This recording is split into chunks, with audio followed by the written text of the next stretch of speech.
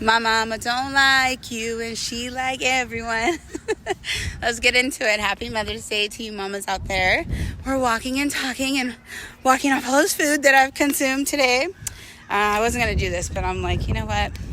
Let's talk about it. Let's talk about how my mama really doesn't like Lower Farquaad, right? And she didn't from the beginning. And my mom really does like everyone. Like, she really does try. And he kicked down her door, you know? And that was one of those things, that people don't really do. It's definitely a first for me. A lot of this was a first for me. But I remember when that happened, I still wasn't ready to break up with him. So he kicks down my mama's door. He had his reasons.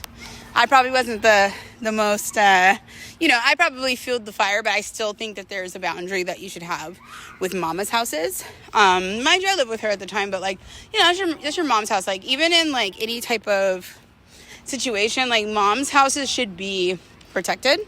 But here we are, right? But instead of, going with the signs, I decided I still wanted, I wasn't quite ready to not deal with him. We broke up for a little bit, but not for the full duration. And it caused such a rift with me and my mom to the point where I had to move out. And, I feel so bad because, like, at the end of the day, my mom was right? And, they always are.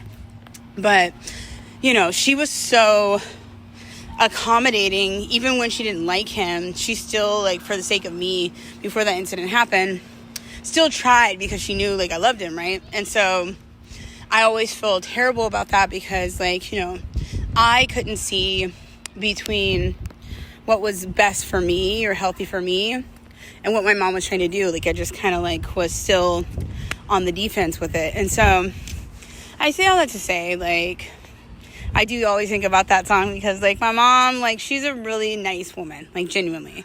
And she does try to love everybody, and, like, the fact that she really couldn't get behind it, she couldn't get behind it, I was like, moms do know. And so I take so much accountability for, like, how I treated her, how I bucked up and rebelled. But I will say this, I had never lived alone. I was married before this, so I lived with him, and then I, had lived with my mom through half of this relationship, the one that I talked to you guys about. And regardless of how I feel like I could have handled it better, and, I wish that I didn't have a falling out with my mom over the situation, I am grateful because it did catapult me out on my own. And, like, I am very proud of, like, being able to support myself, be independent, take care of 2 kids by myself. No shade, but by myself. And, like, those are things I never thought I could do just a year from now.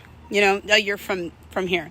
So that's it. I think, like, even though I get sad, like, in the moment where shit is happening, I have lived a life of proof that it gets better. Like, the most traumatic things happen, and it gets better after. And life gets better, and we grow, and we figure it out, and people just get better. And, like, I just know that I never want to be in a relationship again that, like, compromises the people in my life who have been there since the gate.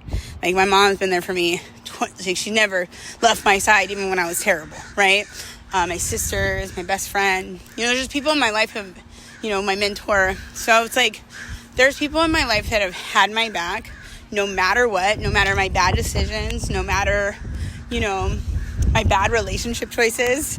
But I don't want to go against them again. And I do have some sort of, like, I always, I'm really big on, like, I want to make my own decisions, but, like, I do want to heed my family again because, like, they were right. Sometimes you don't always see it, or you do see it, or you're just not ready to, like, accept it. But, like, I never want anything to ever cause a rift between the people that I love most. But I also know that the right person doesn't really cause those rifts. Yeah, are they all gonna be jolly all the time? No, but, like, nobody's gonna, like, single-handedly come in and dismantle your relationship with the people that love you most. And the only reason you're having issues with those people is because they think you're with an absolute loser, which I was. So, lesson learned. But like, you know, just because it is Mother's Day today, I just want to harp on that. Is like, I do appreciate the opportunity to be able to, because I know a lot of us don't even have our moms anymore. And so, like, I do appreciate the opportunity to mend that with her, and her still loving me through, you know, my bad decisions, my bad choices. And, you know, just being able to see the forest through the trees, I guess. Like, be like, you know what? Sometimes I hold a lot of guilt with how I handle things and feeling bad. Like, oh, God, you know, I could have handled that better. I could have done this. And, like, life is about forgiveness. It's about accepting that we are imperfect human beings, and the hardest person on this earth I've ever had the hardest time forgiving is myself. And so I want to encourage you guys today to, if your mom is here, hug her. If you all are beefing, make it up.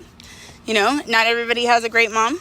I will say that. I was blessed with one, so, you know, I can't speak on people I don't have, because, you know, they're not, you know, there's some mamas out here that tell up. I'm not going to lie. You know, I'm not going to even hold you. So, to all the moms that are taking care of their kiddos, to all the people that are spending time with their mom, you know, blessings to you guys. And, you know, mama knows best.